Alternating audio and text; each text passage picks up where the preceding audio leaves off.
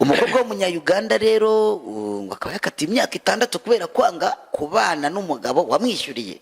Amakuru akomeje kugarukwaho muri iki gihugu cya Uganda, navuga uburyo hari umukobwa wakatiye igifungo cy'imyaka kubera kutubahiriza ibikubiye mu masezerano yagiranye n'umugabo wamufashije.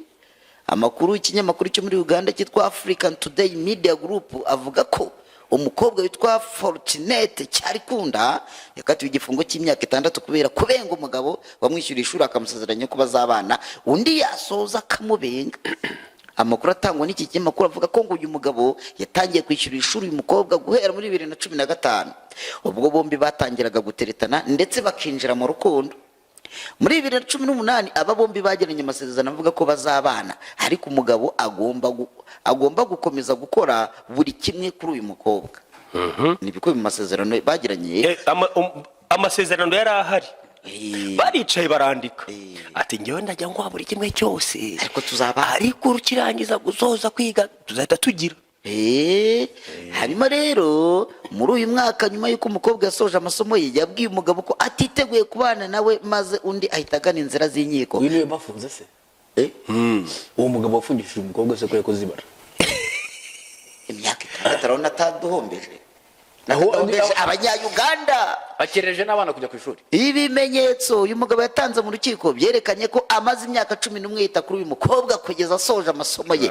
Urukiko rwahise rukatira uyu mukobwa igifungo cy'imyaka 6 kubwo kutubaha ibikubiye mu masezerano yagiranye n'uwamwishyuriye ishuri.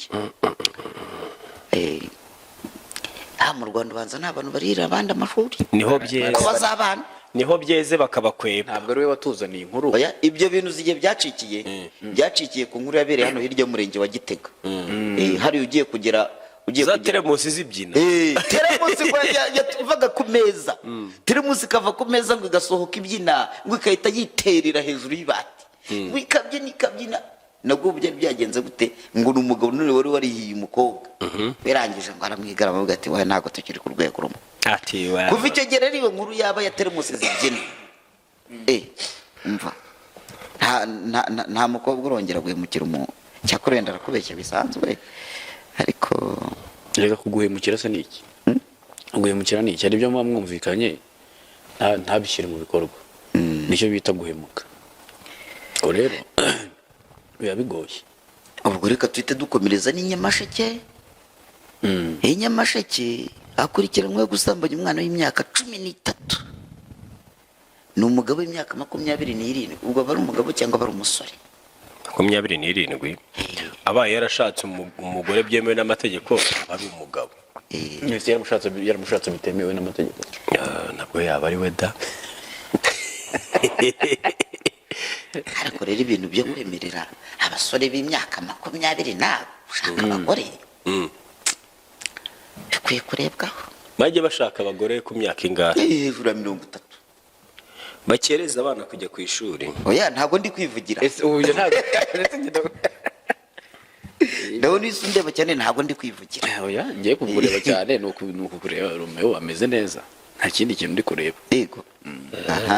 Umugabo w'imyaka 27 mu karere ka Nyamasheke afungiye kuri sitasiyo y'urwego rw'igihugu rw'ubugenzacyaha RIB yakagano ku cyakurikiranwe cyo gusambanya umwana w'imyaka 13 nk'uko byatangajwe n'ubuyobozi.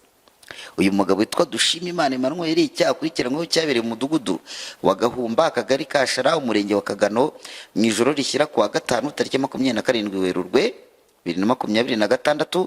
Amakuru atangwa n'ubuyobozi bw'umudugudu nuko Kubwimana Jean avuga ko uwo mugabo Dushimimana yinjiye mu ibanga mu cyumba cy'inzu